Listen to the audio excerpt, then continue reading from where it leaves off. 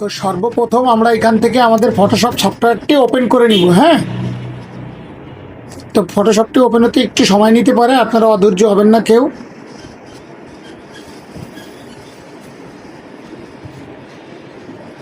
তো আমাদের ফটোশপটি কিন্তু এখানে ওপেন হয়ে গিয়েছে। তো আমরা এই ছবিটিকে দুইভাবে ওপেন করতে পারি। ফার্স্ট অফ অল এই ডেস্কটপে একটা ডাবল ক্লিক করব, তারপরে চলে যাব ডেস্কটপে। ডেস্কটপে চলে আসার পরে আমরা একটু স্ক্রল করে নিচের দিকে যাব। আমরা যেই ছবিটি কাজ করতে চাই, এই যে DSC001, এটার উপরে একটা ডাবল ক্লিক করব মাউস থেকে। ডাবল ক্লিক করার পরে আমরা এই যে ক্রপ চিহ্ন, এখানে জাস্ট একটা ক্লিক দেব। ক্লিক দেওয়ার পরে এখানে আমাদের মাপ দিব, কিবোর্ড থেকে আমরা দিয়ে দেবো 38 mm, তারপরে দিয়ে দেবো 48 mm। রেজুলেশন 300 দেওয়া আছে, আবারও টাইপ করে দিলাম 300 দিয়ে একটা ইন্টার দিয়ে দিলাম। দেওয়ার পরে আমরা এখান থেকে মধ্যে একটা ক্লিক করে বড় করে দিলাম, পেজটাকে বড় করে আমরা এখান থেকে এই যে মাথার এখান থেকে ধরবো, ধরে এটাকে টান দিয়ে এই পর্যায়ে নিয়ে আসবো। নিয়ে এসে আমরা এটাকে একটু সুন্দর মতো মেজারমেন্ট করে নিব। মেজারমেন্ট করে তারপরে এখানে আমরা কিবোর্ড থেকে একটা ইন্টার দিয়ে দেবো। ইন্টার দেওয়ার পরে আমরা এখান থেকে কন্ট্রোল এম দিয়ে একটু কালারটা অ্যাডজাস্ট করে নিচ্ছি, এভাবে অ্যাডজাস্ট করে নিব। তারপরে দেবো কন্ট্রোল এল দিয়ে আমরা একটু কালারের লেভেলটা একটু ঠিক করে নিব। তারপর দেবো কন্ট্রোল বি, অর্থাৎ হচ্ছে কালার ব্যালেন্স, মানে আমাদের এই ভিডিওতে এই ছবিতে যতটুকু কালার দরকার অতটুকু কালার আমরা এখান থেকে করে নিব। তারপর আমরা দিয়ে দেবো ওকে দেওয়ার পরে আমাদের এই ছবিটাকে আমরা ফাইল থেকে সেভ দিয়ে আমরা ডেস্কটপে যে ছবিটা আগে থেকে রেখেছিলাম ওখানে সেভ দিয়ে ওকে দিয়ে আবার ওকে দিয়ে দেবো। ওকে দেওয়ার পরে আমরা সরাসরি চলে যাব, এই যে একটা চিহ্ন দেওয়া আছে এই চিহ্নটা দিয়ে আমরা এই কাজটাকে করব। তো এই কাজটা করার জন্য আমাদের এই যে AI আপস্কেলার অ্যাপসটি ইনস্টল করা আছে।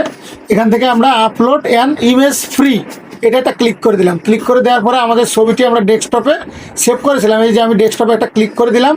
দেওয়ার পরে এই যে ছবি DSC001, এটা ডাবল একটা ক্লিক করে দিলাম। ক্লিক করে দেওয়ার পরে কিন্তু আমাদের ছবিটি কাজ চলছে অলরেডি। তো এখানে কাজ করতেছে, এই যে কাজ ওপেন হচ্ছে। জাস্ট কিছুক্ষণ ধৈর্য ধরলে আমাদের কাজটা এরকম একটা ইন্টারফেস চলে আসবে। দেখুন আমাদের ছবিটা কিন্তু অসাধারণ একটা রেজাল্ট চলে এসেছে।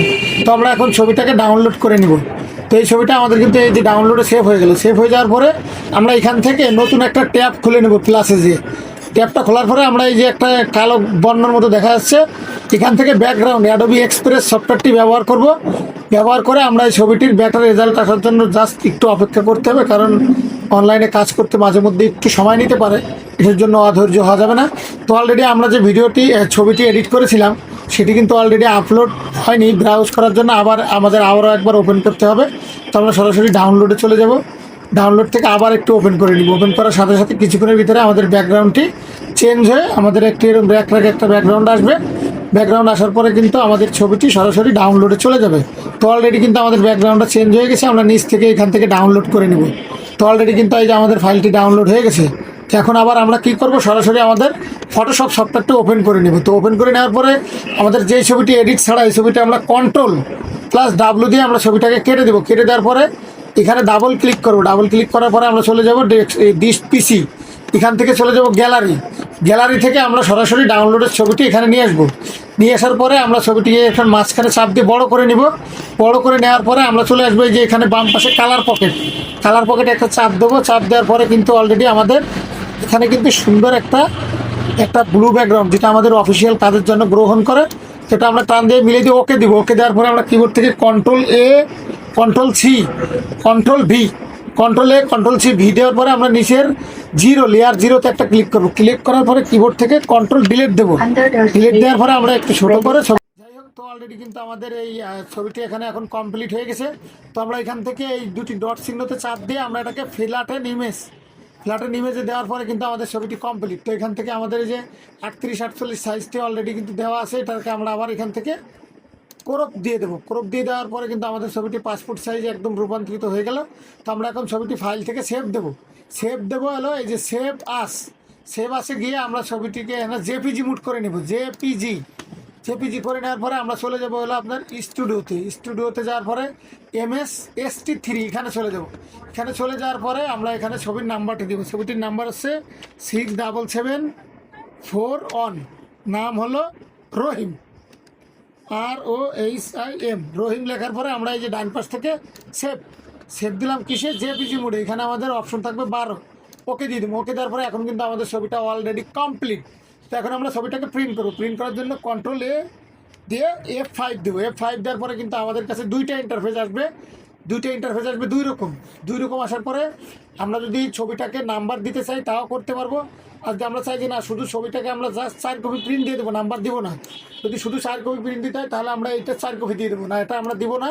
এটা আমাদের স্টুডিওর নতুন তোলা ছবি, সেক্ষেত্রে আমরা এটাকে কেটে দেবো। কেটে দেওয়ার পরে আমরা এই ছবিটার থেকে আমরা এই ছবিটাকে আমরা এখান থেকে কন্ট্রোল ডি দিয়ে এই যে সিলেকশন অপশনটাকে কন্ট্রোল ডি দেবো।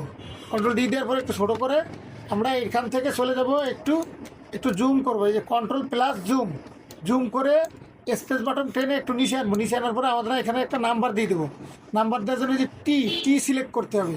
টি সিলেক্ট করার পরে আমরা এখানে দিয়ে দেবো আমাদের সিরিয়াল নাম্বার 6774 নাম হচ্ছে রহিম, ROHIM। অলরেডি আমাদের নামটা শেষ। আমরা কিবোর্ড থেকে আবার কন্ট্রোল-7 একটু ছোটো করবো। ছোটো করে এবার আমরা কি করব, কিবোর্ড থেকে কন্ট্রোল P দিয়ে দেবো। কন্ট্রোল P দেওয়ার পরে আমরা এখানে সেন্টার ইমেজে যাব। সেন্টার ইমেজ থেকে এখানে কিবোর্ড থেকে 0 দিয়ে দেবো। 0 দেওয়ার পরে আমরা প্রিন্ট দেবো। প্রিন্ট দেওয়ার পরে আমরা এখান থেকে আমাদের সব সেট আপ করা আছে, এখান থেকে আমরা ওকে দিয়ে দেবো। ওকে দেওয়ার পরে আমরা এখান থেকে প্রিন্টারে একটা পেপার দেবো। প্রিন্ট দিয়ে পেপার দেওয়ার পরে আমরা এখান থেকে ওকে দিয়ে দেবো। ওকে দেওয়ার পরে আমাদের এখানে একটা ইন্টারফেস আসবে প্রিভিউ। এখান দেওয়ার পরে আমরা যখন প্রিন্টে চাপ দেবো তখন ছবিটি প্রিন্ট হয়ে বেরোয় আসবো।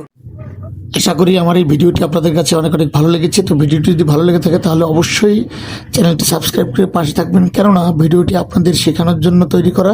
তো আপনাদের যদি হেল্প হয় তাহলে অবশ্যই লাইক কমেন্ট শেয়ার করে বন্ধুদের মাঝে ছড়িয়ে দেবেন। আল্লাহ হাফিজ।